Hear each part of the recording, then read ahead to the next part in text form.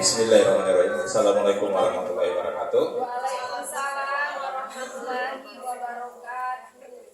Puji dan syukur kita panjatkan kehadiran Allah Subhanahu wa taala karena sampai hari ini kita masih diberikan kesempatan dan kekuatan untuk bisa berkegiatan dengan baik, diberikan juga kesehatan agar kita tertarik untuk melakukan kegiatan-kegiatan kita setiap hari. Tidak lupa salawat dan salam kita aturkan ke junjungan kita Nabi besar Muhammad SAW,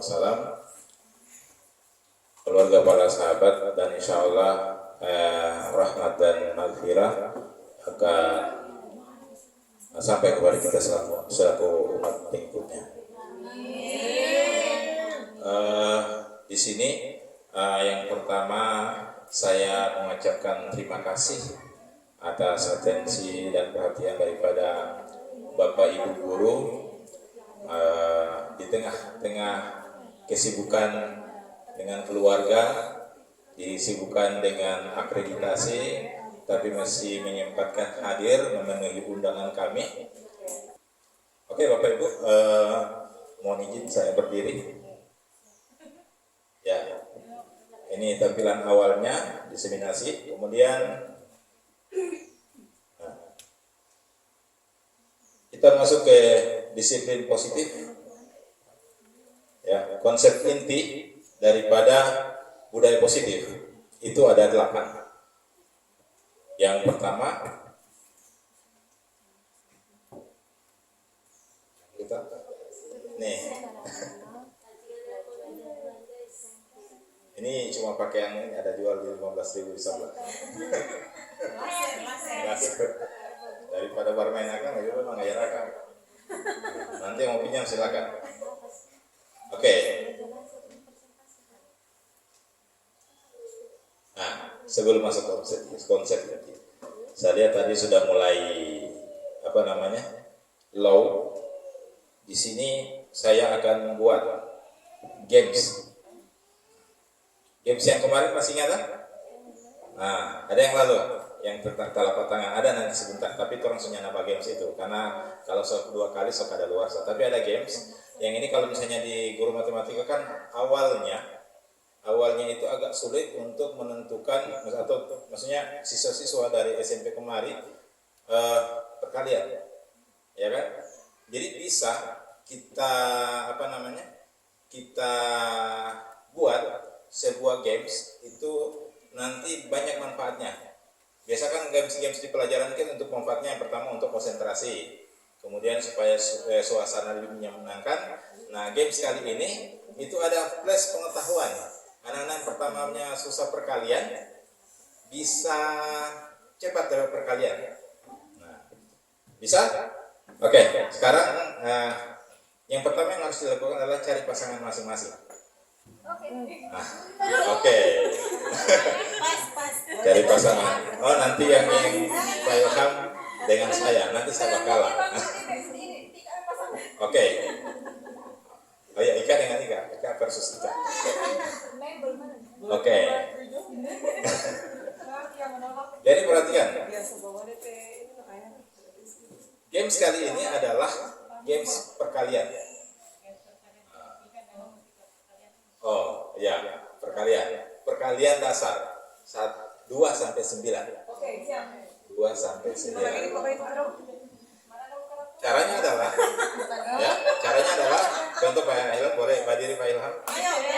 Caranya saya pilih satu angka, Pak Ilham pilih satu angka. Dan pada saat switch-nya langsung. Switch-nya kita tidak memperhatikan DP switch. Pokoknya switch-nya ibu jari saja. Tapi pada saat switch, angka yang saya simpan itu saya ucapkan, Pak Ilham punya angka juga diucapkan. Kemudian kita cari perkalian antara dua angka itu. Angka yang ada simpan itu yang pernah switch. Iya. Contoh, saya simpan angka 5. Pak Ilham, begini saja. Pak Ilham, angka berapa? Contoh. Angka 3. Nah, perhatikan ya. Jadi pas switch, saya bilang 5, dia bilang 3. Jadi orang cari kalian. Siapa yang cepat dapat dia yang menang. Nanti akan batal dia yang lain. Paham ya? Dari 2 sampai 9. Iya, maksudnya. Bye-bye guru matematika kalah ini. Bisa ya? Jadi contohnya coba ulang-ulang. Contohnya 1, 2, 3, 5, 10. Paham ya? Jadi 5 kali 2 10. Ya? Boleh? Boleh, sosial. Oke, silakan berdiri. Ayo. Tunggu apa? Jujur ya, mau jujur. Nggak boleh mau ini. Kalau memang kalah ya kalah. Gitu. Oke. Terserah, sampai duluan berarti dia menang. Sampai ke belakang dia kalah. Pokoknya pecumu terang belakang.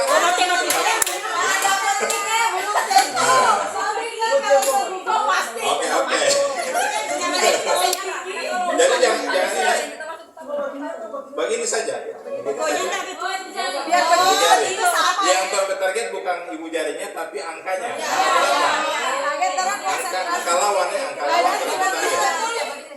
Nah, berdiri supaya jangan takut dengan guru matematika. Orang lalu kemarin juga kalah. Orang kalah kemarin. Oke. Angka dari berapa? Dari 2 sampai 9. Macam terserah. Iya. Anda sampai 10. 2 sampai 9. Oke? Siap. Dalam siap. 1, 2, 3. 2. Siapa yang menang? Tunggu. Kalau sama-sama berarti ulang. Ulang. Oke.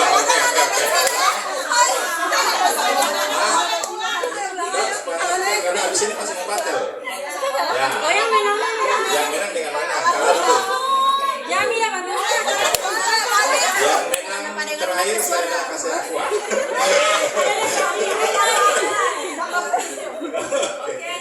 Oke, ulang ya. 1, 2, 3, 5. Siapa yang menang? Oke, yang kalah dulu.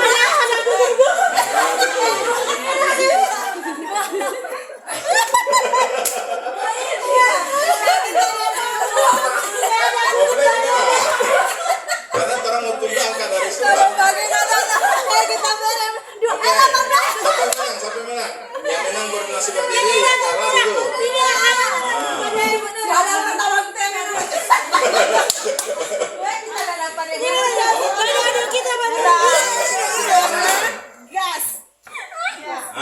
Oke, udah.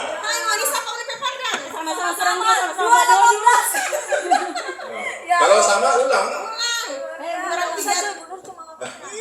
Ayo, oke. Cari pasangan. Ayo Ilham 1. Atau dua sama tuh berarti pas 3-3. Ilham kalah dia. Udah, kalau sama apa gitu Jo? Pas 6 tuh. Oke. Siap. Pastel matematika bahasa Inggris ini bisa bahasa Indonesia. PKN matematika, kayak ini. IPA laut IPS ini. Oke, 1, 2, 3.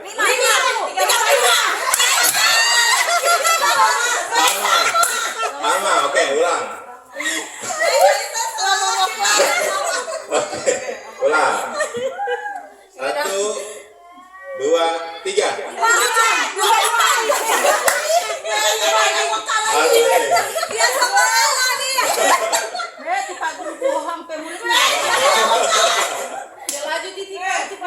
Oke, jadi sekarang Mida, Marni, Gise dengan Tika yang tersisa. Oke, lanjut. Orang dua yang tadinya Marni mau menang, jadi baku mana ada ini Marni dengan sama dengan Mida. Nanti dikasih kalah makanya kita ada Perempat final.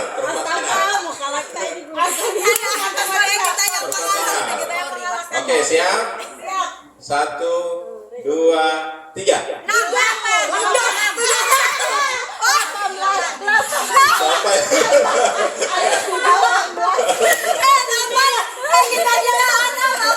yang goyang? Siapa menang? Gise dengan Marni. Oke. Final. Maju.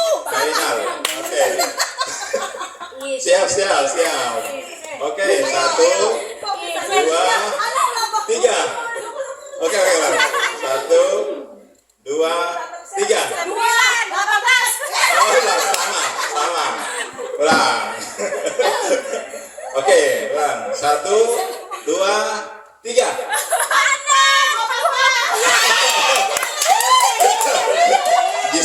Gise menang. Oke, berbisikan. Ya, kita rapat sunat baju angkat. Ya, kita rapat baju angkat. Jadi masalah baju angkat ya langsung potong. Kalau peraturannya sedikit berubah ya. Kalau yang kemarin peraturan itu dari 0 sampai 9. Jadi banyak matematika yang menang, banyak juga kalah. Kayak di sama Pak LD itu dia langsung pilih 0. Jadi P sweet 0 sudah. Karena angka orang pun kalikan dengan 0 tetap 0. Oke, jadi ini salah satu games yang bisa orang taruh di ini, dan ada satu kelas yang sudah saya pernah coba, dan minggu depan mereka minta ulang. Pak Guru mau games ulang gitu. Jadi yang orang tunggu dari awal sampai akhir itu games itu begitu. Jadi kalau misalnya mau game lagi itu, sampai misalnya ada orang menang, Tidak, sudah. Tidak ada hadiah. Maksudnya itu supaya orang senang di kelas. Begitu supaya orang konsentrasi dan orang dapat untungnya. Orang bisa. Iya biasanya. Biasanya.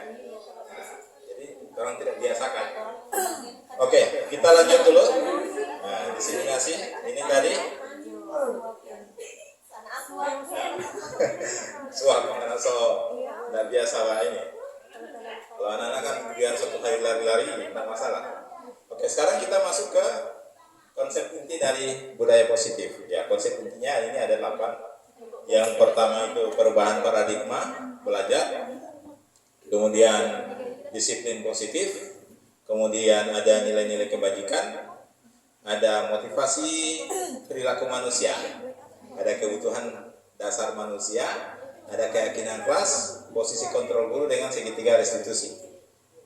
Kira-kira yang lalu yang masih ingat, yang paling diingat apa yang masih diingat yang pelajaran yang lalu, yang di seminasi yang ada hadir ya tentunya di seminasi nggak ada.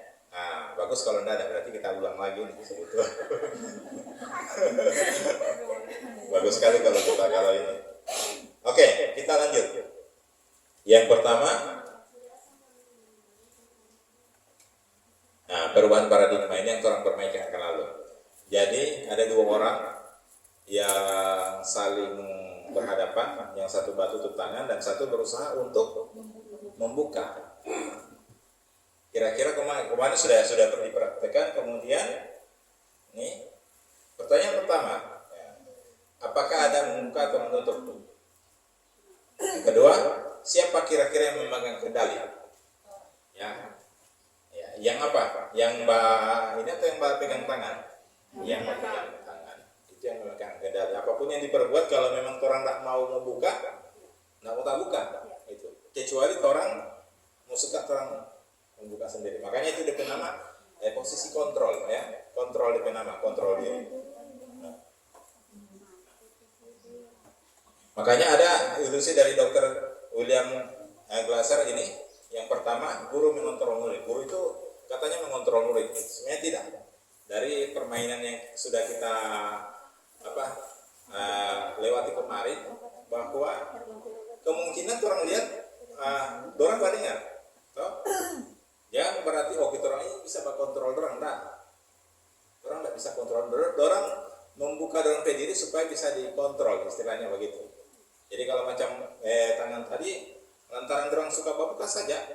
Jadi bukan lantaran anak suruh, bukan. Lantaran orang, sehingga itu yang orang tujuan. Kalau apa-apa itu orang ambil dari sisinya orang.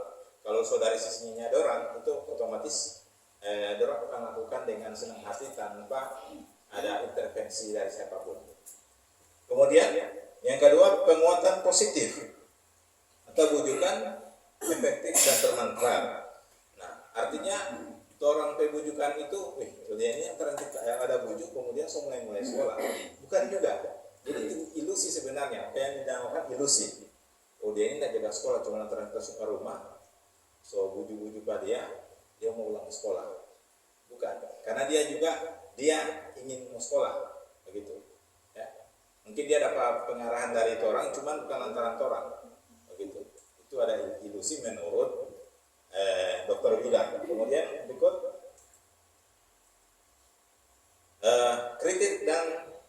kritik akan membuat orang merasa bersalah, dapat membangun atau menguatkan karakter. Orang mau kasih ini, dan ini anak orang tua ini misalnya pejabat atau apa, orang maunya itu dia merasa bersalah sehingga dia itu akan berubah dengan seperti itu, padahal itu tidak, itu hanya ilusi saja. Jadi, padahal pada saat orang mau membuat orang merasa bersalah itu akan ke arah negatif. Ya. Kemudian berikut, orang dewasa memilih hak untuk memaksa, ya, mempunyai hak untuk memaksa. Jadi orang dewasa harus menuruti, begitu. Jadi itu juga ilusi. Kemudian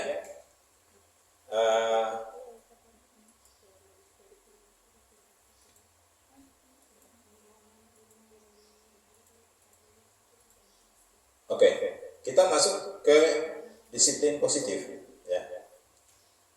Disiplin, ya, itu berasal dari bahasa Latin yang berarti belajar. Ya, disiplin itu berarti belajar. Jadi kalau orang belajar mau dapat salah, ya namanya belajar tetap ada salahnya. Sehingga, tapi kalau macam di Indonesia, atau di budayanya orang, disiplin itu berarti dimaknai dengan sesuatu yang dilakukan seseorang untuk mendapatkan kepatuhan. Itu disiplin.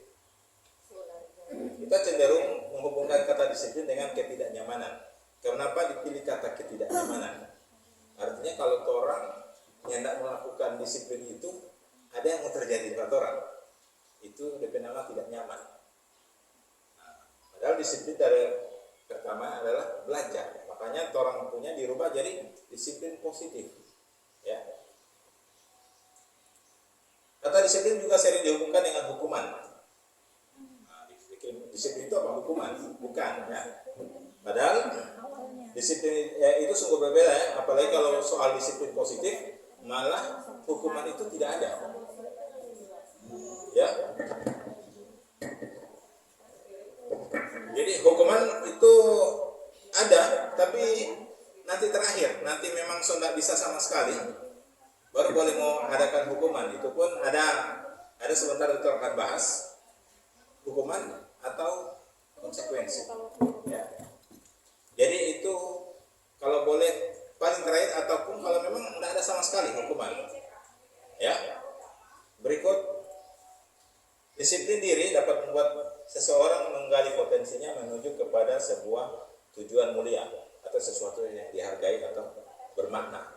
Jadi kalau misalnya orang so disiplin diri, itu orang tujuan itu bukan karena ada orang kasih, bukan, atau apa yang mau terjadi pada orang kalau orang tidak ikut. Gitu.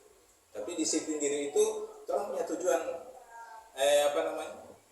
tujuan sendiri. Kita ini harus mau belajar, kuliah atau belajar karena misalnya mau dapat ijazah, itu masih bukan disiplin diri. Atau kalau misalnya kita orang tua kasihan so ini, nah itu juga pengaruh, tapi itu bukan disiplin diri. Tapi kalau disiplin diri, kita ini harus kuliah supaya kita cepat kelar. Jadi orang itu akan mempunyai kemampuan, ya, yang akan orang gunakan dan itu bisa berguna bagi orang lain. Misalnya itu orang cita-cita, maka itu sebagai bentuk disiplin diri. Jadi apapun misalnya yang terjadi, kita akan tetap dalam jalur itu dan tidak akan belok ke sana kemari.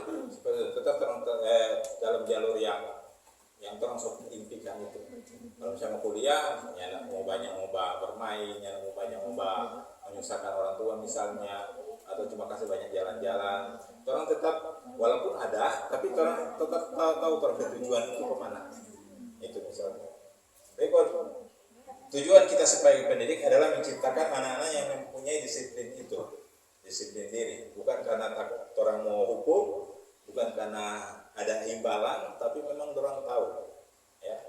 Contoh kasus misalnya ada salah satu siswa yang sampai sekarang saya ingat, itu pernah saya pakai komputer itu ada simpankan ujian dorong ke kelas, ujian semester. Pada saat dia coba ada suruh ketik, karena orang masih belajar ketik baru, suruh ketik undang-undang. Nah, kemudian pedorang buka, ternyata yang muncul duluan adalah soal. Jadi dia langsung teriak. Modelnya juga saya anggap lucu sih. So, tutup mata bagian ke Pak Guru soal. Soal apa tuh ya? Oh ya, kasih ini. Katanya kalau misalnya dorang mau, dorang bisa lihat itu kan, saya tidak tahu juga dan itu bukan. Ya. Dia mengingat masa lalu. Tapi istilahnya kan kalau orang depan anak begini kan bagus, ya kan? Itu orang cita-cita, ya. Anak-anak yang mempunyai disiplin diri, ya. Berikut, disiplin diri itu karena apa? Karena ada nilai-nilai kebajikan universal yang orang akan raih, ya. Nilai-nilai kebajikan universal. Yang mana itu nilai-nilai kebajikan universal? Yang pertama, nilai-nilai kebajikan yang disepakati bersama lepas dari suku bangsa, agama, bahasa maupun latar belakang. Jadi mau latar belakang apapun, mau nih agama apapun, mau nih kalau misalnya di kelas ini orang bikin suatu peraturan yang semua terlepas dari itu, semua bisa. Begitu. Contoh misalnya menjaga kebersihan, ya kan? Menjaga kebersihan kan terlepas dari itu semua. Semua agama pasti memerintah untuk ini kebersihan, begitu. Nah, orang nggak bisa mau kasih ini semua misalnya di orang ini harus baca Quran semua. Nah, karena ada yang non Muslim, begitu. Jadi itu lepas dari yang di situ. Jadi itu nilai-nilai kebajikan yang dimaksud. Jadi lepas dari itu semua. Berikut nilai-nilai kebajikan itu apa? Nilai-nilai yang merupakan payung besar dari sikap perilaku kita. Nanti sebentar orang mau dapat tahu itu payung besar itu maksudnya apa? Berarti yang di atas. Atau nilai-nilai yang merupakan fondasi yang untuk berperilaku. Berikut. Nah, yang negosiat itu mengungkapkan bahwa dengan mengaitkan nilai-nilai kebajikan, ya, apa yang telah bertuju ini dengan yang diyakini seseorang, maka motivasi intrinsik. Nah, ini sudah hal baru lagi. Motivasi intrinsik itu akan terbangun sehingga menggerakkan motivasi dari dalam dan dapat mencapai tujuan mulia yang dicita-citakan. Nah, salah satu nilai kebajikan yang kita tahu bersama, yang ingin negara inginkan supaya bisa dicapai oleh seluruh siswa, ya, salah satunya ini profil pelajar Pancasila. Ya, ada masih ingat ini? Ada 6. Yang pertama, beriman dan bertakwa kepada Tuhan Yang Maha Esa. Nah, jadi diharapkan siswa itu bisa punya kebiasaan dalam peribadatan, ya, kepada Tuhan dan berakhlak mulia, punya hubungan dengan sesama, entah dengan manusia ataupun lingkungan. Nah, siswa juga diharapkan untuk bisa berkebinekaan global. Artinya walaupun dia di mana, itu dia tetap satu dengan Indonesia, seperti itu. Jadi dia punya rasa kebinekaan yang kan kalau Indonesia kan berbeda-beda. Tapi kebinekannya luas, global, bahkan sampai di luar negeri misalnya, ya. Jadi orang Indonesia dari suku apa itu tetap mau dibawa terus. Orang jadi ini sampai suku cuma orang pindah, orang sampai ini orang perkenalkan sampai di dunia. Jadi kalau macam Hajar Dewantara sampaikan itu bahwa kita bukan menolak pengaruh dari luar atau mengambil budaya-budaya dari luar. Kita juga punya budaya sendiri dan itu cukup untuk supaya anak-anak itu bisa belajar dari budaya kita. Tapi itu orang juga perlu belajar budaya lain, tapi bukan berarti orang bisa ganti orang budaya. Seperti itu. Berikut ada mandiri. Nah, jadi mandiri ini contoh misalnya kalau guru misalnya tidak ada, orang bisa belajar sendiri. Termasuk kalau guru-guru bisa lihat jiwa mandirinya luar biasa. Ada pelatihan-pelatihan, ya itu termasuk jiwa mandiri. Ada pelatihan-pelatihan yang di internet tanpa disuruhnya kepala sekolah. Ibu L, ibu orang itu pelatihan tanpa begitu. Ada kan yang jaga ibu-ibu seperti itu? Itu berarti istilahnya sudah mandiri, sudah ada modal untuk disampaikan di grup penggerak. Atau orang ini sudah masuk di mandiri. Berikut ada bernalar di desa, ini perlu juga. Kemudian ada bergotong royong. Nah, ini sangat penting. Jadi manusia Indonesia itu dikenal salah satunya dengan gotong royong di seluruh Indonesia. Mau suku apapun dia tetap ada namanya gotong royong. Kalau di sini Mapalus Patorang ya, Minahasa. Kalau di Mongondo apa? Nah, gotong royong.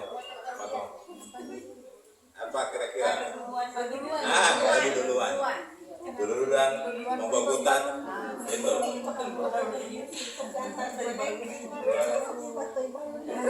Utopian itu termasuk macam nilai-nilai kewajiban universal. Itu maksudnya. Kewajiban yang orang mau ini. Itu masuk nilai kewajiban universal. Itu maksudnya. Nah, terakhir adalah kreatif. Nah, kayaknya orang sudah bisa membangun orang beasiswa kreatif. Salah satunya orang bisa dilihat di pameran. Saya saja melihat ini anak-anak luar biasa. Cuma melihat mungkin model YouTube. Ini belum diasah memang ini. Baru lihat dari YouTube bisa orang tiru dan hasilnya luar biasa yang ada di pameran. Jadi mungkin Bapak Ibu juga pernah lihat, Bapak putar-putar di pameran. Berikut. Ini teori motivasi, hukuman dan penghargaan, kemudian restitusi. Yang pertama tentang motivasi perilaku. Jadi manusia itu perilaku itu ada 3, ya. Yang pertama mungkin mengharapkan imbalan, ya. Kita ini mau datang rajin ke sekolah supaya kayak mau bilang karir yang paling rajin, ya. Yang lalu sampai dapat Vivi, ya. Luar biasa. Tapi Vivi bukan itu tujuan, memang tipe orang yang rajin memang. Cuma kan jaga hadir rajin, kemudian karena mau dilihat kepala sekolah, tapi pada saat kepala sekolah ada tugas luar 1 minggu, itu maksudnya, itu salah satu motivasi karena hanya mengharapkan imbalan, ada imbalan. Atau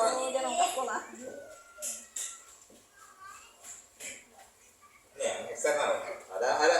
Jadi untuk itu yang sebenarnya tadi yang pertama untuk menghindari ketidaknyamanan atau hukuman. Itu yang pertama. Itu yang pertama. Untuk menghindari ketidaknyamanan. Kalau orangnya hadir pagi apa? Mau dapat potong orang gaji atau mau dapat lapor di ini supaya mau potong berapa persen THR-nya. Jadi mau datang rajin. Tapi pada saat tidak ada itu aturan itu, senyana menjadi rajin. Begitu. Jadi itu DP ini. Dan itu motivasinya dari luar, eksternal. Ada tadi kan internal, eksternal. Ada juga yang saya katakan tadi yang eksternal tuh untuk mendapatkan imbalan atau penghargaan dari orang lain. Nah, jadi pertanyaan apa yang akan saya dapatkan kalau saya melakukannya? Misalnya dipuji. Itu motivasi tapi masih eksternal, ya cukup baik, cuma masih dalam eksternal. Yang susahnya itu pada saat untuk mendapatkan imbalan atau penghargaan dari orang lain, tapi orang lain ini misalnya tidak ada. Nah, ya kan? Sehingga orang tidak akan dapat rajin juga. Ini sih misalnya ini juga untuk menghindari ketidaknyamanan. Kita ini kalau dapat tugas mau dapat jumur sabantar, toh? Nah, untuk menghindari ketidaknyamanan itu, orang melakukan itu. Tapi pada saat misalnya, Ibu Marni tidak ada, bukan dipikir ini hari. Tercuek dia orang mau datang kemari ke sekolah. Nah, coba kalau Ibu Marni, aduh, orang Ibu Marni bajaga itu dia. Hitungan kas pulso di lapangan. Nah itu, nah, memang itu eksternal, ya. Cuma orang harus, memang kalau tidak begitu akan sulit memang, ya. Jadi ada kata-kata Ki Hajar Dewantara itu, memang ini yang diharapkan, ya. Yang ketiga, untuk menjadi orang yang orang seperti apa yang mereka inginkan. Jadi kalau misalnya langsung sadar bahwa kita ini mau ikut pakai apel, mau ikut apel supaya kita jiwa lebih mandiri, lebih tertib, nah itu kan yang telah mau bangun pada orang. Nah, cuma memang katakan bahwa kalau memang itu belum bisa terbangun, orang memerlukan orang lain untuk mau kasih bangun itu. Nah, lewat eksternal tadi dua itu. Tapi orang tujuan tetap di bawah ini yang internal. Kalau sudah internal ya luar biasa. Kalau yang saya contohkan kemarin ada teman siswa pada saat bulan puasa dapat tugas dari guru, ada bukan guru agama, pokoknya salah satu guru kantoran suruh angkat koral tengah hari. Ya, ini ada yang baik, ada yang cerita sama saya. Jadi tengah hari subuh puasa, teman-temannya ada yang minum Sprite dingin lagi. Ya, jadi saya negara, berarti batalkan puasa kemarin. Nggak mungkin saya kasih batal puasa Pak Guru. Ini otomatis dia sudah punya motivasi internal. Paling kalau cuma eksternal karena ketakutan ada misalnya ada palia atau orang yang disegani ada palia, pada sana kita tidak berani. Atau misalnya mau dapat puji dari teman-teman, ya mungkin DP motivasi seperti itu. Tapi kalau yang teringinkan seperti itu kan, ya sopi bahasan diri, tidak gabung dengan teman-teman supaya tidak mau tergoda, dia bahasan diri. Ya, walaupun dia tetap melanjutkan DP tugas itu. Itu yang orang inginkan, bahwa orang punya motivasi dengan tujuan mulia tadi. Orang yakin kalau ada yang berawasi di atas, walaupun tidak diawasi oleh manusia. Berikut. Nah, ini tindakan yang kita ambil dari suatu pelanggaran, ya. Tindakan yang kita ambil terhadap suatu pelanggaran biasanya adalah hukuman atau konsekuensi. Jadi pada saat orang melanggar, orang harus kalau orang malas, ada jam pertama sudah dibadiri jomoni di situ, yang terlambat hormat bendera selama 5 menit. Biasa kan? Itu saya kok yang biasa begitu. Jadi itu masuk hukuman, ya. Hukuman tidak terencana bersifat satu arah berupa fisik maupun psikis. Jadi yang pertama tidak terencana. Memang orang tidak tahu kalau terlambat itu mau apa. Nanti tiba ini WC langsung. Bersiffatnya satu arah. Yang tidak aku tanya dari orang. Bisa kerja bersih WC. Misalnya, orang minggu ini ada ada akreditasi. Orang PWC ini kotor. Atau misalnya ini sampah tak tumpuk. Nah, mulai minggu depan bagaimana orang sepakat kalau yang terlambat tiba kasih WC atau berangkat rumput itu. Nah itu bukan jadi hukuman, tapi konsekuensi. Bisa. Cuma yang jelas jangan sampai satu arah, cuma dari orang tidak setuju. Begitu. Itu maksudnya satu arah. Kemudian bisa berupa fisik atau psikis. Nah ini memang akal. Itu psikis. Itu hukuman dalam bentuk psikis. Memang sebagian ini kan memang sudah berubah, no? Itu hukuman dalam bentuk psikis satu arah. Nah, beda dengan konsekuensi, ya. Yang pertama sudah terencana seperti saya sampaikan tadi. Orang sudah rencanakan, coba cerita dengan orang, kemudian orang sepakat. Jadi orang tahu kira-kira kalau kita terlambat mau apa. Nah, aturan sekarang alhamdulillah sudah di sini. Konsekuensi, aturan-aturan poin. Kenapa? So terencana, so dibicarakan dengan orang tua malah. Sudah disepakati, murid sudah mengetahui sebelumnya, konsekuensi yang akan diterima bila ada pelanggaran. Kalau kita barokok, apa DP poin? Kita langsung tahu. Kalau kita bacoret ini, apa DP poin? Kita lompat pagar, berapa DP poin? Nah itu maksudnya. Dorang sudah tahu DP konsekuensi apa yang kalau orang melanggar itu. Itu masuk konsekuensi. Lalu kita masuk di sini. Nah ini di sini diperkenalkan ada namanya restitusi. Ya, restitusi itu apa? Yaitu proses menciptakan kondisi bagi murid untuk memperbaiki kesalahan mereka, sehingga mereka bisa kembali pada kelompok mereka dengan karakter yang lebih kuat. Restitusi juga merupakan proses kolaboratif yang mengajarkan murid untuk mencari solusi untuk masalah mereka dan membantu murid berpikir tentang orang seperti apa mereka inginkan dan bagaimana mereka harus memperlakukan orang lain. Jadi restitusi itu disampaikan waktu orang belajar ke modul, orang sampaikan orang Indonesia ini memang baik. Misalnya pada saat kegiatan begini, kemudian di sini misalnya piring semua saya yang sediakan, kemarin dapat senggol, pica. Nah, orang mau ganti, paling orang bilang apa? Nggak usah Jo, cuma satu piring kuat. Utama baik. Kalau di restitusi itu tidak baik, gitu kan? Karena apa? Yang satu dia dianggap dia mau bertanggung jawab dan dia ingin mengembalikan harga dirinya, begitu. Sehingga orang ini membuat siswa itu seperti itu. Apa ada kesalahan? Orang lihat, kemudian DP cara kebaikan bukan dari orang, tapi dari orang. Contoh misalnya orang ada apa jalan kong. Tasenggol di taman pebuku, robek. Di taman menangis misalnya, atau coba marah-marah. Nah, kira-kira orang panggil dua-duanya di restitusi. Kalau misalnya poin, kalau orang masukkan langsung poin, poin sudah langsung kena poin, harus barang orang lain. Tapi kalau orang restitusi, apa kira-kira yang si korban dulu? Kira-kira apa yang anda mau supaya ini masalah aman? Kita pebuku Pak Guru. Ganti, so banyak tulisan itu.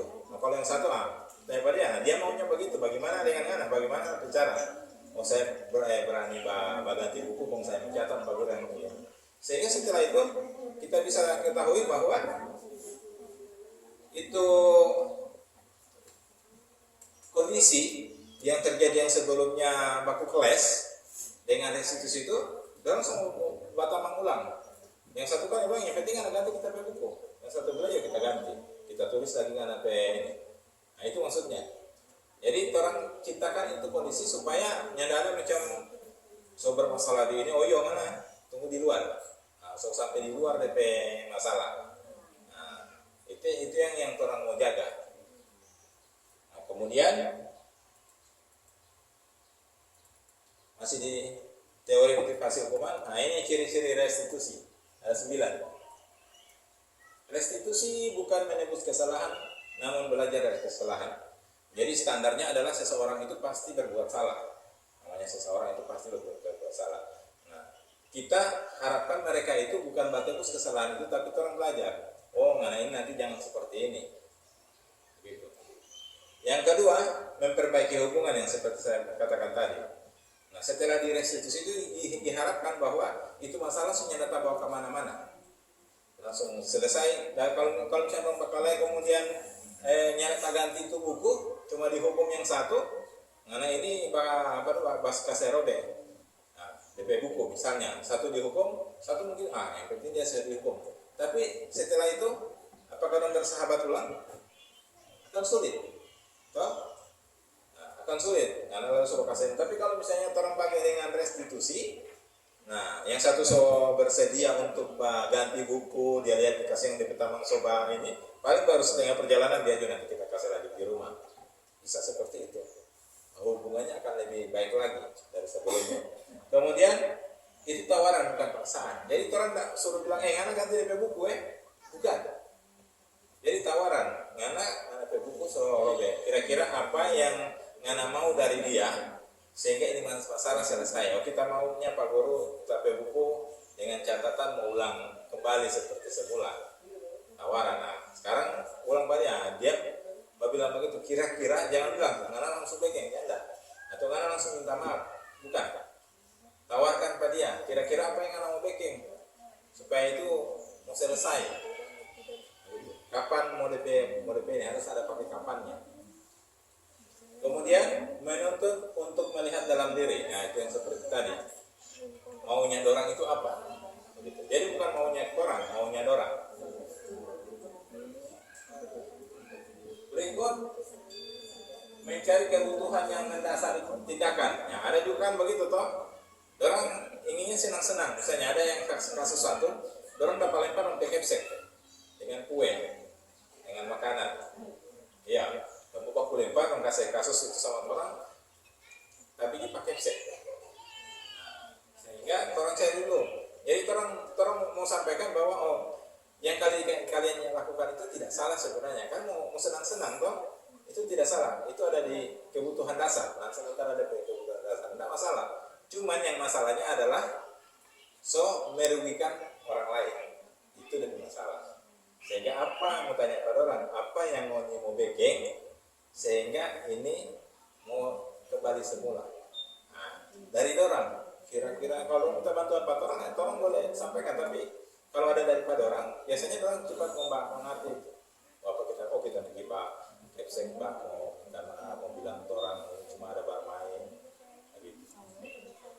Ya, berikut cara yang paling baik untuk memperbaiki diri. Nah, dengan yang contoh-contoh kasus tadi, orang paling pasti sudah tahu bahwa itu adalah cara yang paling baik daripada yang satu mau hukum, satu kasih biar, ya kan? Atau satu langsung backing akan poin. Nah, kalau bikin poin, macam kemarin kan ada yang seperti yang dikasih kalau terakhir itu, lantaran pukul ke teman. Bukan DP orang, dia bilang apa? Tetap kita mencari Pak dia. Itu yang orang anda inginkan. Orang maunya itu sudah selesai pada saat dia restitusi. Kemudian fokus pada karakter bukan tindakannya. Ya. DP karakter yang lokasi muncul itu apa? Bukan orang minta maaf bukan cuma tindakan itu, tapi karakternya itu ini salah, ya jujur, begitu. Karena kalau kebanyakan itu yang anak-anak itu, coba orang tanya, yang aneh mah coret-coret ini, orang langsung bilang apa? Ibu kan Bu. Jadi orang sulit mengubah ini kalau misalnya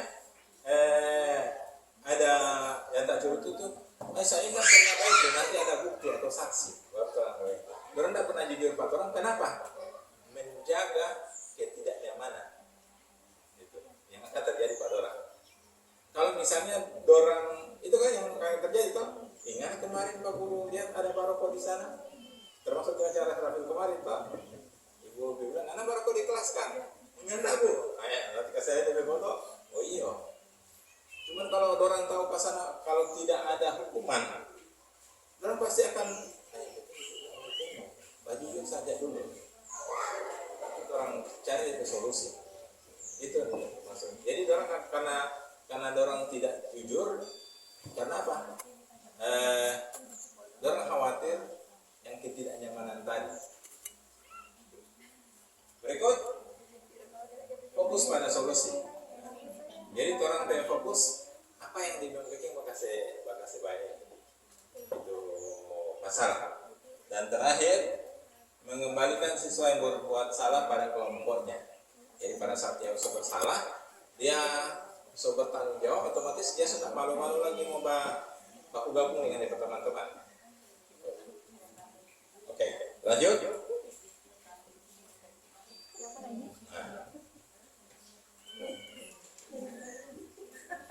Sekarang kita akan cek tindakan guru dengan apakah itu tadi kan sudah disampaikan kalau hukuman itu satu arah, tidak terencana dan bisa dalam bentuk psikis ataupun fisik. Kalau konsekuensi itu sudah terencana sudah diketahui apa yang orang mau bikin kalau melanggar. Nah, sekarang ada beberapa masalah yang orang mau tentukan dia apakah hukuman atau konsekuensi. Baik. Mencatat 100 kali di dalam buku kalimat saya tidak akan terlambat lagi karena terlambat ke sekolah. Nah, apakah hukuman atau konsekuensi? Nah,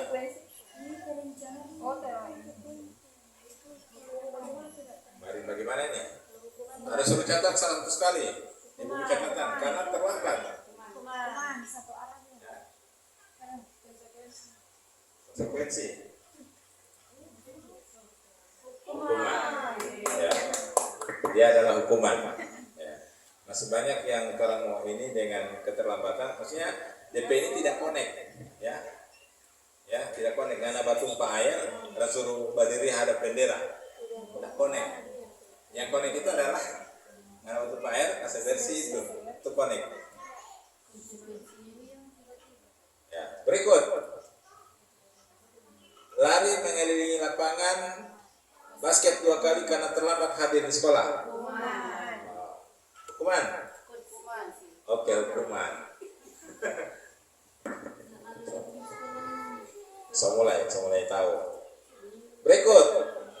Memberikan coretan yang dibuatnya di meja tulis. Membersihkan. Konsekuensi. Ya, konsekuensi. Berikut. Murid diminta untuk push up 15 kali karena tidak menggunakan masker ke sekolah. Hukuman. Ya, hukuman. Berikut. Menggantikan kertas tugas teman yang telah dicoret-coret. Konsekuensi. Terus mulai benar terus ini. Berjemur di lapangan basket pukul 12 karena mengobrol dengan teman. Nah, antara belajar, udah Pak, yang baca cerita itu, coba cerita di lapangan basket. Tuh, hukuman. Berikut, murid diminta bertelanjang kaki sepanjang hari karena tidak menggunakan sepatu hitam sesuai peraturan sekolah. Nah, siapa jawab bete? Hukuman. Kalau itu kan berarti konsekuensi. Kan suruh habis sepatu. Berdiri di depan kelas sambil mengangkat kaki satu karena tidak menjawab pertanyaan. Oke, hukuman. Membersihkan tumpahan air di meja tulis karena tersenggol saat belajar. Konsekuensi. Kehilangan 10 menit jam istirahat untuk mengerjakan tugas karena terlambat datang dan tertinggal selama 10 menit. Masuk konsekuensi. Duduk di bangku di pinggir lapangan pada jam istirahat tidak diizinkan bermain oleh guru piket karena mencederai teman saat bermain di lapangan. Konsekuensi. Disuruh duduk karena dia baca dari DP teman, makanya khawatir dia ada di lapangan suruh duduk. Jadi kalau mau suka di lapangan berarti jangan nyoba kasar-kasar sama teman-teman gitu. Konsekuensi itu. Jadi dia harus tahu kalau kasar di lapangan mau di pinggir lapangan itu apa? Terlambat hadir pembelajaran daring 15 menit dan diminta tinggal 15 menit sesudah kelas usai untuk membahas ketertinggalan. Ya. Konsekuensi. Berikut. Lari mengelilingi lapangan 2 basket 2 kali karena terlambat 10 menit di pelajaran olahraga.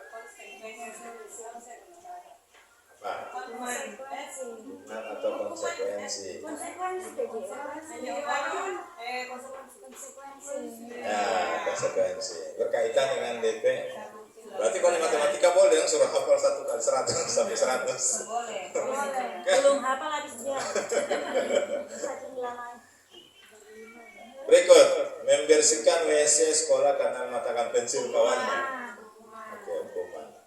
Ya, jadi kamu bisa tahu ya kira-kira perbedaan hukuman dengan konsekuensi. Dan Allah tanpa sekolah sudah masuk ke konsekuensi. Karena apa? Apapun yang orang lakukan di sekolah itu sudah ada poin. Nah, insya Allah saya dengan Kepsek rencananya ke depan bukan menghilangkan peraturan, tapi bagaimana peraturan itu akan lebih ditingkatkan ke tingkat restitusi, dan ini dimohonkan kepada guru semua juga untuk bisa melakukannya. Artinya bagaimana? Contoh itu yang kemarin ya, yang ada kasih pica itu tempat cuci tangan ya. Jadi kalau misalnya dia direstitusi kemudian dibilang Pak saya bersedia untuk ganti, itu kan otomatis masih boleh kasih ya kan? Masih boleh dia mau tahan di sekolah. Jadi orang tua kan datang kamarnya ada bilang kita karena itu sebenarnya masih kamu sekolah Pak, cuman dihukum tinggi sekali. Nah, jadi restitusi itu jadi macam begini, kedapatan orang ada merokok, setahu ngalir poin toh. Nah, restitusi misalnya, kemudian salah satunya apa? Soalnya ndak merokok lagi misalnya. Kemudian kita dapat merokok tetap, nah berarti dong kena poin. Tapi kalau yang pertama ndak kena poin karena orang so direstitusi, gitu. Atau misalnya orang bapi kasih pecah begitu, ya kalau dia restitusi orang mau baganti atau coret dinding, kenapa coret dinding ini dia? Iya Pak, misalnya. Baru bagaimana kan oh saya mau cat dia sama dihapus. Nah, kalau begitu otomatis dia nggak kena poin. Begitu. Itu yang kita akan rencanakan ke depan mau baca ceritakan dengan orang tua. Oke. Berikut. Nah ini keyakinan kelas. Kenapa keyakinan bukan peraturan saja? Nah, mengapa keyakinan kelas? Mengapa tidak peraturan? Memangnya peraturan beda dengan keyakinan. Nah, sekarang perhatikan dua model kalimat ini. Mengapa kita memiliki peraturan tentang penggunaan helm? Jadi ada peraturan mau pakai helm di jalan raya sementara pakai motor. Itu peraturannya kan itu. Tapi mengapa harus ada peraturan itu? Kira-kira kenapa? Untuk keselamatan.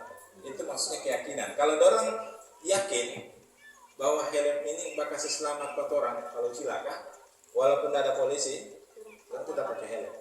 Itu maksudnya. Jadi keyakinan itu yang terlalu bangun. Berikut yang kedua, mengapa kita memiliki peraturan tentang penggunaan masker dan mencuci tangan setiap saat? Mungkin waktu pandemi. Nah, untuk kebersihan, untuk keselamatan. Nah, kalau orang yakini itu, orang tidak perlu lagi pakai masker, ya kan? Itu maksudnya. Itu bedanya keyakinan dengan peraturan. Nah, keyakinan itu untuk mendukung motivasi intrinsik. Jadi motivasi untuk keselamatan itu perlu ditulis. Ya. Kenapa keyakinan itu harus ditulis? Walaupun orang macam-macam orang toh tahu itu dan, tapi kalau nggak tak tulis, akan sulit mau artinya orang untuk menguatkan. Nah di sini kata-kata diambil adalah mendukung. Ya motivasinya itu karena nilai keyakinan lebih menggerakkan seseorang daripada mengikuti serangkaian peraturan. Nah itu kan. Jadi kalau dia yakin, kalau ini disampaikan bahwa karena kalau keyakinan seseorang itu lebih menggerakkan, lebih baik daripada cuma baik ke peraturan. Ada orang baik ke peraturan karena dari peraturan nggak pakai helm. Nanti ada polisi dia pakai helm. Atau nanti di kota besar kalau dia ini nggak pakai. Kemudian, tapi kalau misalnya kalau dia yakin, nah itu akan dipakai. Walaupun tidak ada polisi yang menjaga. Begitu. Nah, langkah-langkah. Nah ini yang kemarin tak ada. Kemarin ada banyak guru yang bertanya, baru bagaimana itu bikin keyakinan kelas? Caranya. Nah, DP cara saya sudah sediakan post-it di depan masing-masing. Orang mau tes ya secara singkat saja. Ada post-it yang warna kuning di atas meja? Ada. Nah, ini saya sediakan pulpen. Nah, ini silakan isi, misalnya begini, ini kan misalnya satu kelas. Orang mau buat peraturan kelas, silakan isi minimal 3, minimal 2 peraturan saja. Itu tuh, apa Ben?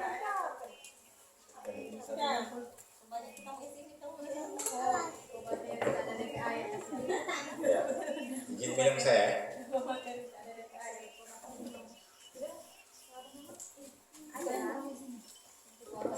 Isi di situ peraturan, kira-kira peraturan yang di kelas yang orang suka mau taruh. Di kelas itu harus apa atau dilarang apa?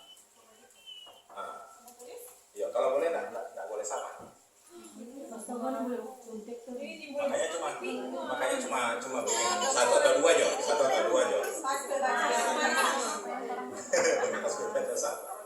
Pas baca sama. Contoh, dilarang menggunakan HP. Ayo tulis ya kalau gitu. Itu kan contoh salah satu peraturan yang orang inginkan ada di kelas. Cuma satu isi. Satu aja supaya. Yang penting jangan sama.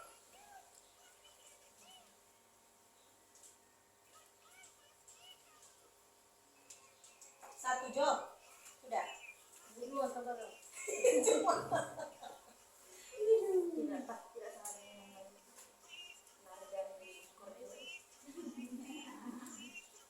Oke.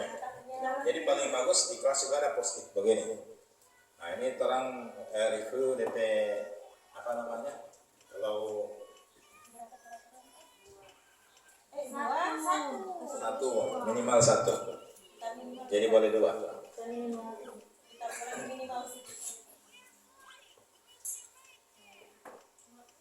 Kalau sudah tempel di papan tulis di depan. Boleh, ada yang di situ yang sebelah yang tak tempel tulis. Rasa kita punya pas ada tabel balik. Kalau tak balik ulang tulis di sebelahnya. Mari. Nah, boleh kamu mau balik ulang.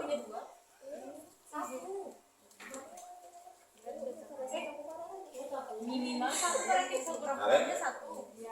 Berarti boleh mau 2. 3 lagi Bu. Iya boleh mau talen itu. Yang penting masih ada rasa-rasa lain. Ada satu kali. Oh ganti jawab. Mari. Dari belakang. Silakan ditempel. Jadi ini proses mau bikin keyakinan di kelas begini. Jadi suruh paling bagus suruh tempel pada orang. Baru mau baca dari sekarang. Boleh baca Ya memang boleh kita tempel. Bisa balik ini. Iya. Hai, tahu balik kita punya. Balik ulang kalau begitu. Balik ulang. Maksudnya kasih sampai ada tulisan. Sama tulisan ini maksudnya kasih balik dulu kemana? Ibu Nur. Ini yang keren. Balik. Ini balen deh. Ini kan enggak licin. Nanti kalau di post kalau coba, bisa bikin coba. kelompok ini, kelompok 1, kelompok 2, kelompok 3, kelompok 4, baru bikin 10 peraturan boleh begitu. Nanti akan ada yang sama pasti kan? Saya punya wajib makan sebelum ini. Hai, terserah kita. Kebalikan dari kita punya dilarang makan saat KBM. Apa jam? Oh begini ya. Kalau KBM saya tulis dasarnya kami tidak tulis itu buat baca di dalam kelas. Sampai dilarang keluar kelas sebelum jam mata pelajaran selesai kecuali udah. Berarti Jadi tertib dalam kelas. Kita punya dilarang minta izin dari anak-anak bukan minta izin. kita punya pasti Di lumayan ada Pak Diri. Hai, ternyata yang kita apakan Sama-sama punya ini yang aku kerjakan adalah tidak sama. Saya punya ini. Jadi ini proses membuat keyakinan di kelas ini seperti ini. Jadi pertama peraturan yang terang. Jadi peraturannya dari dorang, bukan dari dorang. Nah itu pertama yang terang inginkan. Peraturannya dari dorang. Ada yang mau titip?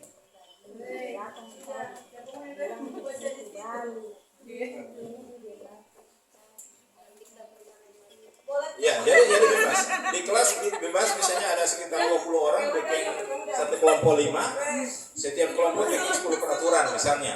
Nah itu akan dapat banyak sekali ini referensi kan. Iya, begini. Memang begini cara babaknya. Saya cuma DP kondisi minimal yang terang harus di sini. Kita solid Bagaimana sudah dalam pembelajaran masih boleh memiliki aturan? Memang belum belajar kalau mau bikin keyakinan kelas. Iya, dari awal tuh. Berarti pelajaran baru. Iya. Pendidikan yang 2023. Oke. Dari sini sudah ya, sudah semua? Ya. Nah, dari sini ya itu tergantung guru masing-masing. Ada yang mau suka mau pakai layar, mau pakai tik supaya nyana tulis, ada yang mau tulis boleh. Nah, atau harus suruh tulis yang satu orang karena ini kan mau baca sama ini. Kalau ada yang sama semua dihilangkan langsung. Nah, kemudian langkah kedua membuat peraturan. Langkah pertama membuat kegiatan, yang ini ya, membuat peraturan. Ini langkah pertama. Membuat peraturan. Yang kedua, mengubah peraturan menjadi kalimat positif. Kalau kalimat negatif, dirubah ke kalimat positif yang bahasa Indonesia lebih tahu kayaknya. Contoh, dilarang nyontek. Itu kalimat apa? Negatif, karena dilarang. Kalau positif, silakan nyontek. Bukan ya? Jadi kira-kira ini dilarang nyontek, kita ubah ke kalimat positif jadi apa? Menyontek dapat menyebabkan kanker.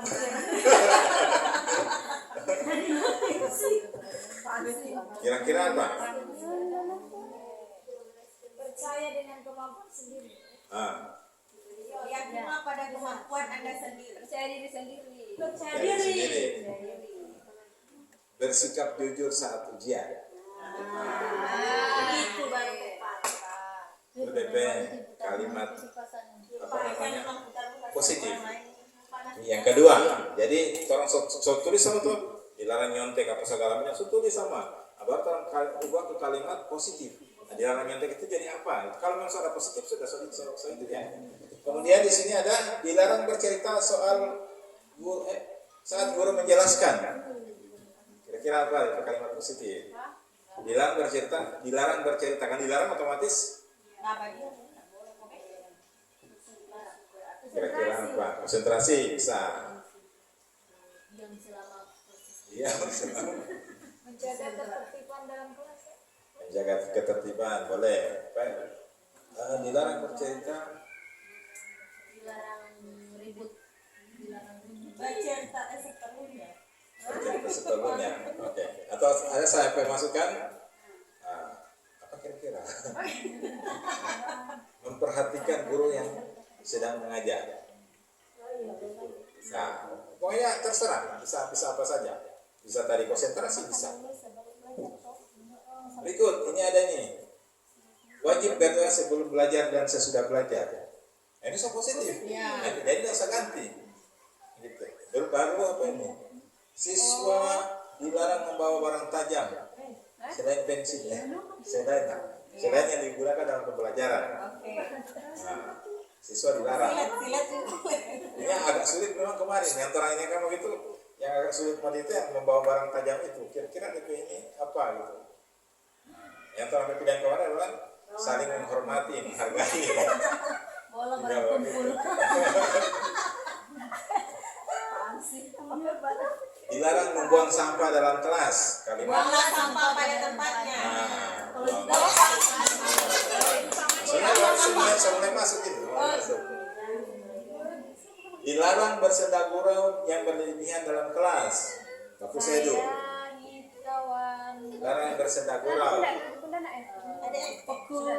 Fokus perhatian serius dalam pembelajaran. Boleh. Ada bayi ini. Ada bayi. Tidak boleh pegang HP dalam kelas. HP disimpan selama pembelajaran. Boleh. Atau orang rumah, misalnya apa? HP digunakan pada saat yang diperlukan. Ya, bisa. Jadi itu yang penting dia jadi kalimat positif, ya. Di apa? Menggunakan HP jika diperkenankan. Gitu. Jadi itu contoh dari kalimat negatif kita rubah ke kalimat positif. Oke. Setelah itu kita masuk ke mencari nilai kebajikan yang menaungi peraturan. Apa kira-kira nilai kebajikannya? Nah, jadi kayak macam tadi dilarang membuang sampah, jadi buanglah sampah pada tempatnya. Nilai kebajikan apa yang di atasnya? Kebersihan, menjaga kebersihan. Itu maksudnya nilai kebajikan tadi. Payung besar tadi di atasnya.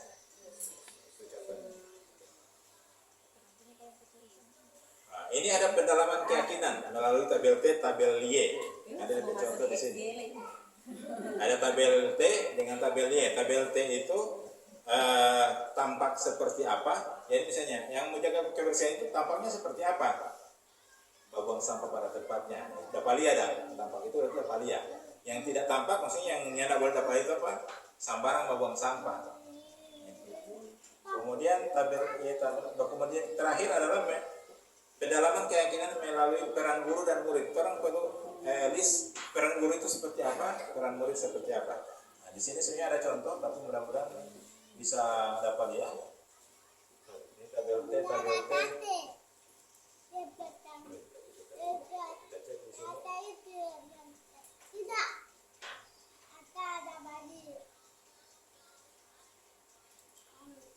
Nah, ini contoh tabel T. DP apa? Nilai kebajikannya apa? Hormati. Yang pertama tampak seperti apa? Kalau menghormati itu berarti dia datang tepat waktu. Kemudian DP menyapa teman dan guru setiap hari. Oh berarti dia ini yang tampak itu, yang ciri-ciri hormat itu seperti itu. Kemudian yang ketiga mengembalikan barang teman setelah dipinjam dan mengucapkan terima kasih dan seterusnya. Itu kalau tampak seperti ini namanya tabel T. Ada dua kemudian urut ke bawah. Kemudian yang tidak tampak otomatis DP kebalikan dari itu. Yang pertama kalau di situ datang tepat waktu, di sini sering nyari hadir terlambat. DP versusnya, DP lawannya. Itu kalau untuk tabel T. Kalau tabel Y ini terlihat, terdengar, berperilaku. Nanti itu di backing. Jadi kalau terlihat, kalau hormat berarti berempati pada orang lain. Itu terlihat. Oh, kalau dia berempati berarti otomatis dia. Kemudian ini terdengarnya, kira-kira kata-kata terdengar orang menghormati itu apa? Yuk saya bantu, atau yang saling membantu itu saya bantu, terima, kasih, tolong atau permisi. Itu terdengar, kata-kata yang terdengar biasa dan dorang itu. Kemudian perilakunya apa? Yang pertama tersenyum ramah, memberikan salam hangat. Itu perilaku yang orang bisa lihat. Ini perilaku yang orang bisa lihat, ini yang terlihat. Kemudian ada yang tadi yang terakhir, yang tugas-tugas guru. Tugas guru yang pertama, orang rinci, guru itu mengajar, ya, mendidik, menjawab pertanyaan. Tugas murid itu bukan berarti orang tak tahu, itu cuma untuk pendalaman keyakinan, supaya orang tahu itu keyakinan itu seperti apa. Oke, lanjut. Tinggal berapa slide? Nah, ini contoh. Oh, ini yang tidak lupa ini. Ini peraturannya, yang sebelahnya. Ini keyakinan kelas, DP peraturan yang pertama kembalikan barang ke tempatnya. Kira-kira DP keyakinan, DP apa namanya? Nilai kebajikannya apa? Payung besarnya apa? Kembalikan barang ke tempatnya. Apa di sini? Tanggung jawab, benar. Yang kedua, dilarang mengganggu orang lain. Menghormati. Hargai, hormati, cek, hormati orang lain. Itu maksudnya peraturan, kemudian orang rubah ke nilai kewajiban. Yang ketiga, hadir 15 menit, disiplin. Komitmen. Komitmen. Jadi kayak disiplin kayaknya masih di bawah deh. Dilarang melakukan kekerasan. Kasih sayang. Menghargai. Kasih sayang. Menghargai. Menghormati orang lain. Oke. Berikut dilarang menggunakan narkoba. Kesehatan. kesehatan keselamatan. Bergantian atau menunggu giliran. Komitmen. Tertib. Tanggung jawab. Tertib. Menghormati orang lain. Kan kalau udah bergantian kan menghormati. Memang disiplin atau ini cuman di atasnya itu kita orang mau cari payung besarnya tadi. Dilarang merokok. Kesehatan. Gunakan masker, kesehatan keselamatan. Dilarang bermain di kelas. Keamanan. Nah, itu contoh. Ini ada contoh keyakinan kelas yang keyakinan kelas yang setiap anggota kelas perlu belajar, berarti belajar, senang, melakukan tugas, saling menghargai. Ini yang biasa disebutnya ini. Bersikap positif, menjadi diri terbaik. Nah, ini contoh-contoh keyakinan kelas. Setelah dapat yang tadi. Oke, lanjut.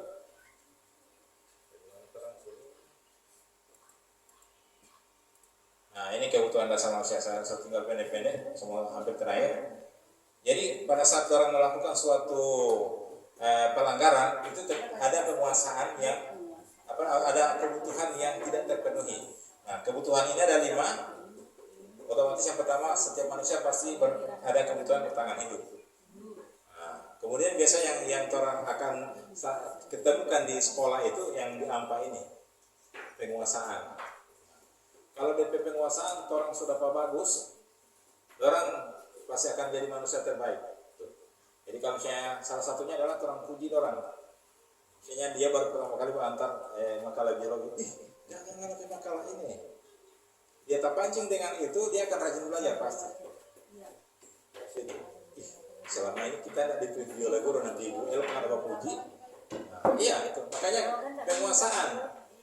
Dia menganggap bahwa guru ini akui dia, seperti itu. Nah, makanya itu keterampilan penguasaan. Ada yang kasih sayang, perhatian. Ada juga yang memang butuh perhatian. Ada juga yang kesenangan, ya. Orang butuh kesenangan, makanya setiap ini bikin games supaya orang itu bagus kalau dengan ibu ini belajar ada di games. Ada juga butuh kebebasan. Jadi yang bikin tugas, misalnya bikin tugas, ini bikin sama di Google Chrome misalnya. Oh ada yang nyanda tahu. Makanya kalau orang bertugas-tugas di guru penggerak itu bebas, dikasih.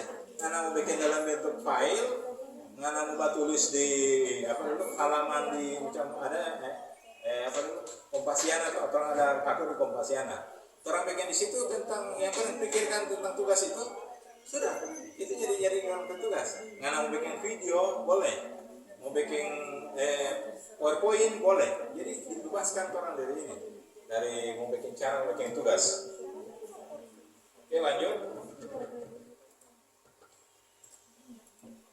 Nah ini restitusi 5 posisi kontrol yang kemarin sudah dilihat dari video. Yang pertama sebagai penghukum, ya. Tapi ciri-ciri sudah yang kemarin sudah dilihat dari video. Nah, yang tidak ramah, kemudian ada ya sebenarnya sudah lihat dari video. Ada yang ada berbuat rasa bersalah, ya. Salah ini kasih salah pada sehingga di semua jadi negatif, ya. So takut berbuat sesuatu karena takut salah. Kemudian ada posisi teman yang sudah bagus, yang disarankan, cuman ada negatifnya juga. Dia akan bergantung pada satu orang. Sehingga kalau bukan guru itu dia yang mau dengar. Itu masalahnya posisi teman. Nah di atas posisi teman itu ada pemantau, datar. Karena datang terlambat, peraturannya apa? Nggak langsung tahu nggak apa sudah laksanakan, selesai. Itu posisi pemantau. Nah, ada yang di atas, baik restitusi, ya. Orang menanyakan DP keyakinan apa yang dilanggar, kemudian apa yang diperbuat untuk mau meminimalisir DP kesalahan.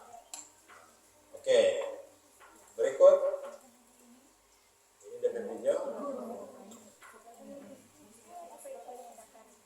Nah, ini segitiga restitusi. Jadi pada saat orang melanggar itu orang apa istilahnya, orang buat restitusi. Nah, caranya bagaimana? Nah ini, yang pertama itu menstabilkan identitas. Tujuannya adalah supaya dorang akan istilahnya stabil, karena dalam kesalahan itu biasa dorang semua takut dan sebagainya. Dorang stabilkan dengan cara yang pertama itu katakan sama dorang bahwa setiap orang itu pasti melakukan kesalahan. Jadi mulai berangsur dia sudah mau takut lagi, ya. Jadi bukan menuju ke kegagalan, tapi ke positifnya. Kemudian yang kedua ini, setelah dorang sudah reda, kita orang validasi DP kesalahan itu apa, ya. Nah, macam kemarin saat orang ada di apa dulu, itu ada salah satu siswa, nah itu DP-nya, orang tugas, ada satu topik dikasih salah satu siswa yang bajak dari taman, tapi karena bajak dia balik DP nilai di DP taman, ternyata DP taman punya 60, dia punya 90. Langsung bilang, iya kita punya 90. Ternyata DP taman cuma nangis. Artinya dia orang lihat DP validasinya apa? Dia DP itu di penguasaan, dia merasa DP pandai dari DP taman. Yang kebutuhan dasar tadi dia ada di penguasaan. Nah, berarti dia masih merasa dia lebih pandai dari DP taman lain. Cuma terus sampaikan, tidak apa-apa, memang orang begitu, cuma jangan sampai merugikan orang lain, apalagi membuat sedih orang lain. Kemudian orang sampaikan ketiga, hanya keyakinan apa yang sedih ini? Oh, saya melanggar saling menghormati dengan orang lain. Setelah dia sadar itu, kemudian orang tanyakan apa yang mau di-backing. Ya, jadi jangan lupa karena harus minta maaf, enggak. Apa yang anda mau backing? Nah, ini video terakhir yang saya ini, kalau beda dengan video kemarin saya lihat, jadi saya sudah tampilkan ulang yang tentang itu yang ada terlambat. Sekarang video terakhir tentang seorang anak yang bermasalah dipanggil ke ruang guru, kemudian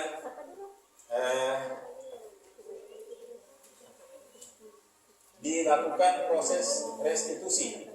Nah, ini anak ada bakalai di kelas, tapi bukan sampai baku pukul.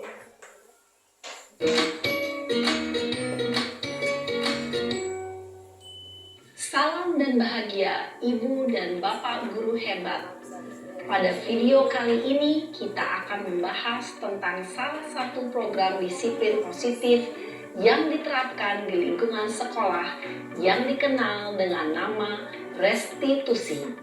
Ya, jadi itu cuma salah satu contoh bahwa kalau mendampingi anak-anak dalam proses restitusi kita cuma banyak bertanya, kemudian menggali dari dalam. Nah, kasih biar Mbak cerita. Biasanya kalau orang itu setelah tak tumpah sama orang pepa ini, udah langsung kembali ulang. Seharusnya kita ini begini. Oke, demikian mungkin untuk hari ini kita sampai pada ujung slide. Terima kasih saya sampaikan kepada semuanya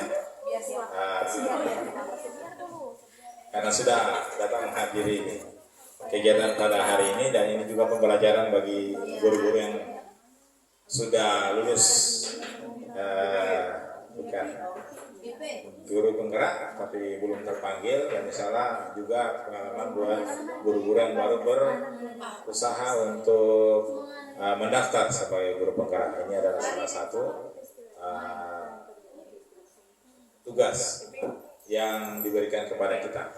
Ya, demikian. Assalamualaikum warahmatullahi wabarakatuh.